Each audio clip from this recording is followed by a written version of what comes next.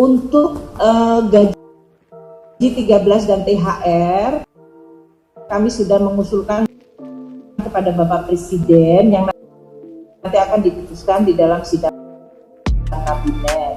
Gaji 13 cair mulai 1 Juli 2022, dikutip dari portal sulut.com. Kabar gembira untuk para aparatur sipil negara ASN. Sebelumnya, Menteri Keuangan Sri Mulyani Indrawati menyatakan pencairan gaji 13 jatuh pada bulan Juli 2022. Pencairan ini bertepatan dengan tahun ajaran baru sekolah. Untuk gaji 13 baru akan dibayarkan pada bulan Juli yang akan datang, kata Sri Mulyani. Terbaru, gaji 13 dibayarkan mulai tanggal 1 Juli 2022. Pembayaran gaji 13 akan dilakukan mulai tanggal 1 Juli, kata Direktur Pelaksanaan Anggaran Ditjen Perbendaharaan Kemenku, Tri Budianto. Lantas, siapa saja yang dapat dan berapa nominalnya? Sesuai peraturan pemerintah nomor 16 tahun 2022 yang mengatur soal THR dan gaji 13, ternyata tak semua ASN akan dapat gaji 13. Ada sejumlah ASN yang dipastikan tidak dapat gaji 13. Besaran gaji 13 yang dibayarkan didasarkan pada komponen penghasilan yang dibayarkan pada bulan Juni 2022. Adapun besaran gaji 13 dihitung dari total gaji pokok, ditambah tunjangan keluarga, tunjangan pangan, tunjangan jabatan atau tunjangan umum, dan juga ditambah 50% tunjangan kinerja sesuai jabatan, pangkat, peringkat jabatan, atau kelas jabatannya.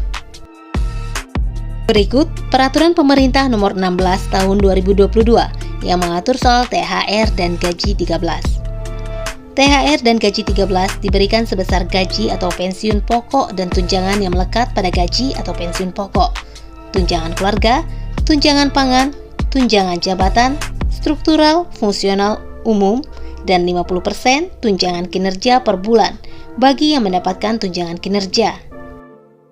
Bagi pemerintah daerah paling banyak 50% tambahan penghasilan dengan memperhatikan kemampuan kapasitas fiskal daerah, tulis Menku dalam akun Instagramnya beberapa waktu lalu.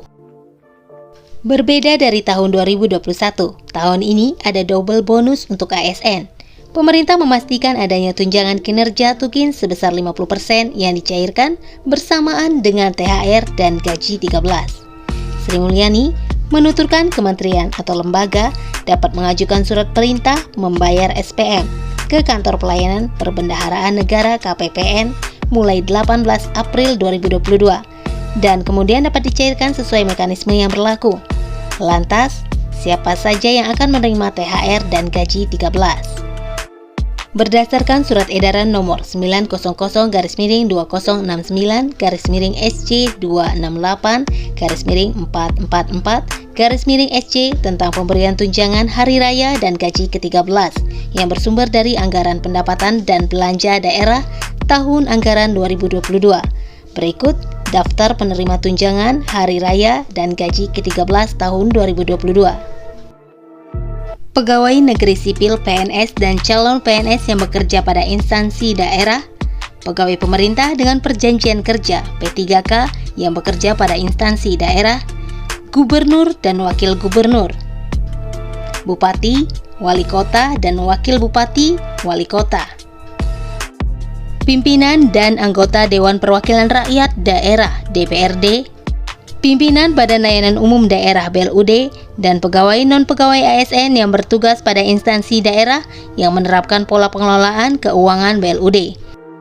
Mereka nantinya akan menerima tunjangan hari raya dan gaji ke-13 bagi PNS dan P3K terdiri atas gaji pokok, tunjangan keluarga, tunjangan pangan, tunjangan jabatan atau tunjangan umum, dan tambahan penghasilan paling banyak 50% bagi instansi pemerintah daerah yang memberikan tambahan penghasilan dengan memperhatikan kemampuan kapasitas fiskal daerah dan sesuai dengan ketentuan peraturan perundang-undangan sesuai jabatan, pangkat, peringkat jabatan atau kelas jabatannya.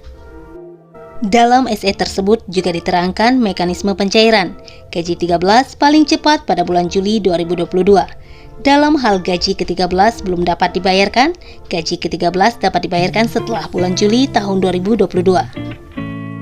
Besaran gaji ke-13 yang dibayarkan didasarkan pada komponen penghasilan yang dibayarkan pada bulan Juni 2022.